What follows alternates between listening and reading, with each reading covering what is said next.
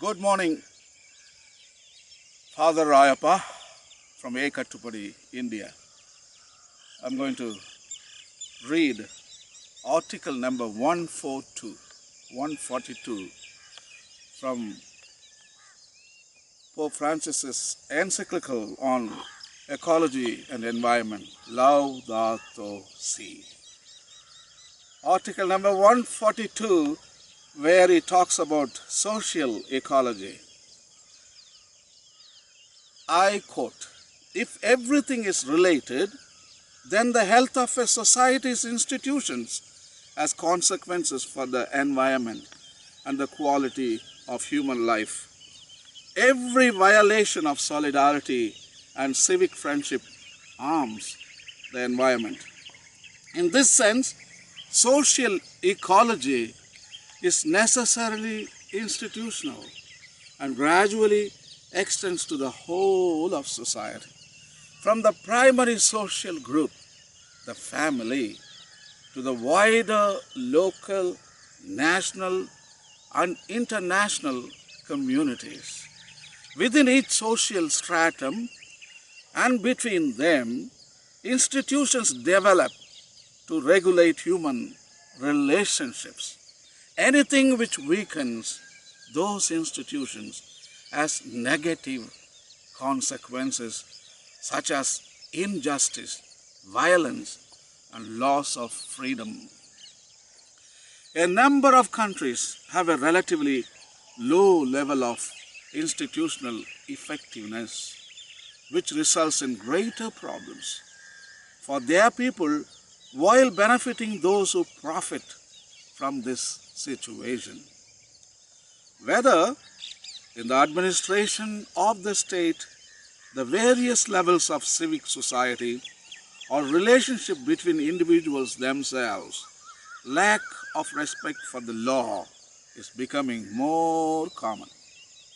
Laws may be well framed, yet remain a dead letter. Can we hope then that in such cases, legislation and regulations dealing with the environment will really prove effective? We know, for example, that countries which have clear legislation about the protection of forests continue to keep silent as they watch laws repeatedly being broken. Moreover, what takes place in any one area can have a direct or indirect influence on other areas. Thus, for example, drug use in affluent societies creates a continual and growing demand for producers imported from poorer regions where behavior is corrupted, lives are destroyed, and the environment continues to deteriorate. That is what Pope is writing in Laudato Si, paragraph or article number 142. Everything is connected. Again, the same mantra runs through the whole document. Social ecology. In social ecology, I am responsible for you and you are responsible for me. We are connected. And there are so many institutions. Everything starts in an individual and becomes a family and a village and a community and a town and becomes a state and becomes international. So everybody is related from the individual to all the way to the international community. After all, the individual is a community. Community is the individual. That is integral. So the individual progress is the social progress.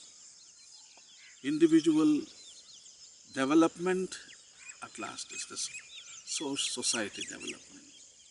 So individuals' loss is society's loss. It's integral. It's integral. So everything is connected. And also there are different kinds of institutions. Actually, society is necessarily institutional. That's what Pope says. So the government, church, other religions, other infrastructures, it's all necessary. We need them to protect human rights, to safeguard the environment, to safeguard the other people, those who are weak, those who are poor, those who can't defend themselves. These institutions, they come to help them.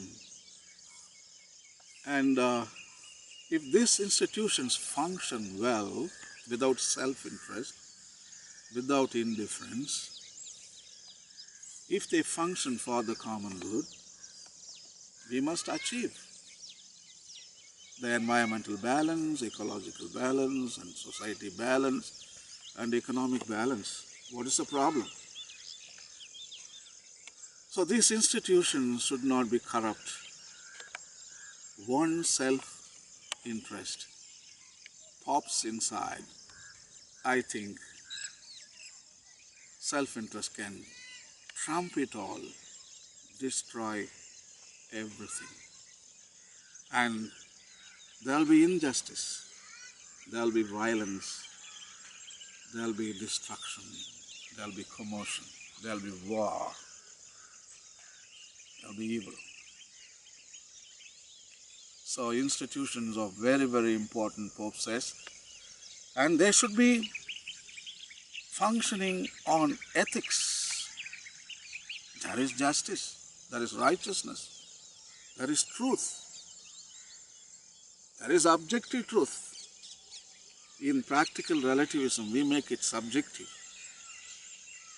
That is the norm of today's society. Every religion, every NGO group, and every institution wants to be holding on to their own logic. Their own logic.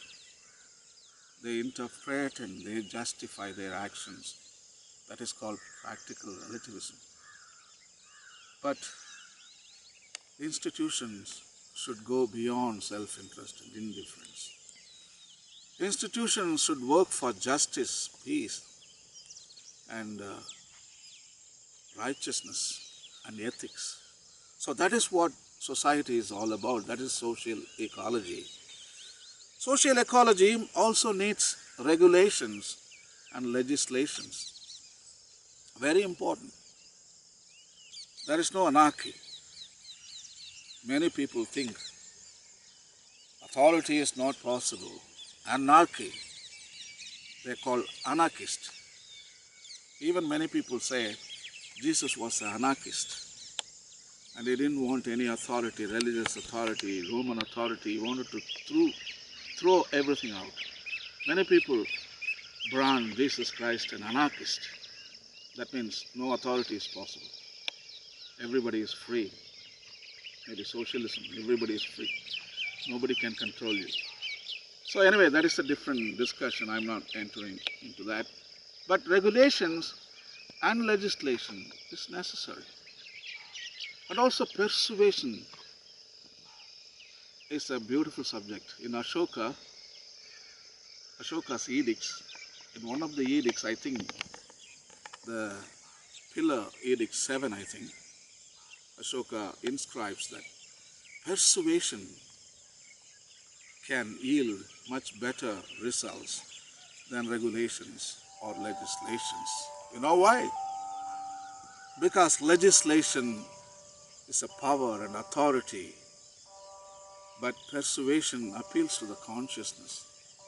In other words, legislation and regulation appeals to intellect or logic, but persuasion appeals to human consciousness, responsibility, faithfulness, and accountability.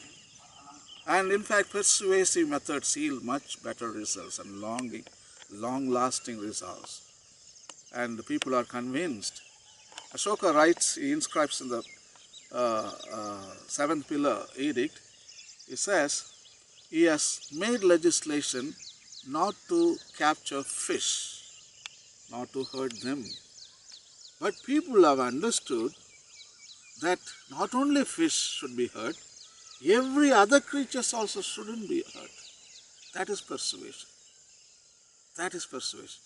So the legislation only pinpointed one species not to hurt. But the persuasion, when it applies to consciousness, the human consciousness expands with mercy and compassion, and it envelops all species in the natural world, encompasses.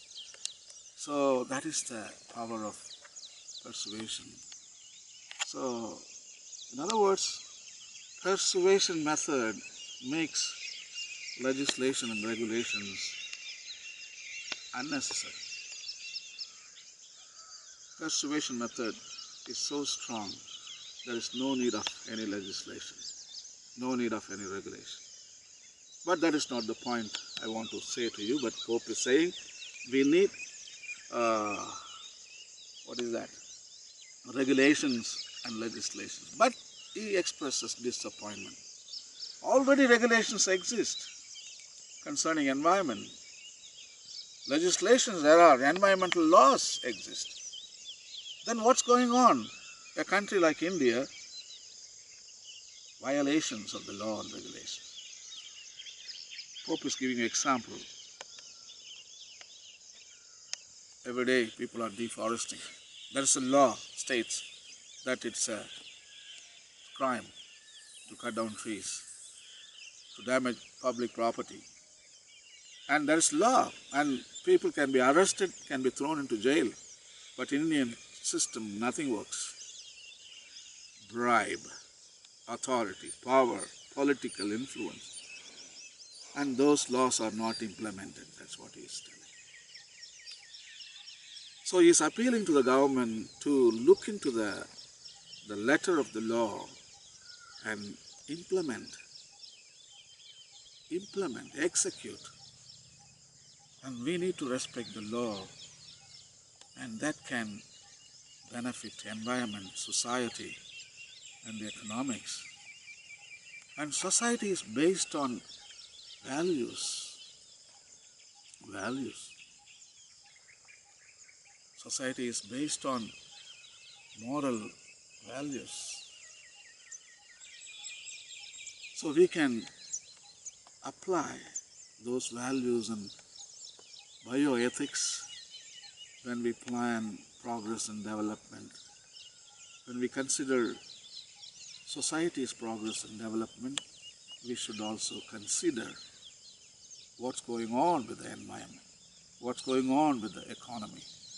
So again, Pope is telling, if at all we exist, the society, the economy, the environment, they should be in pristine condition. They should exist together. If at all we progress together. If at all we lose together. So in life and death, we are united, we are integral. So that is what Pope is telling in the paragraph number 142. So please, if you have a hard copy of Laudato Si, or if you have PDF file downloaded into your computer, please go to article or paragraph number 142 and you read now, and I think you won't have any problem to understand. And thank you, and God bless.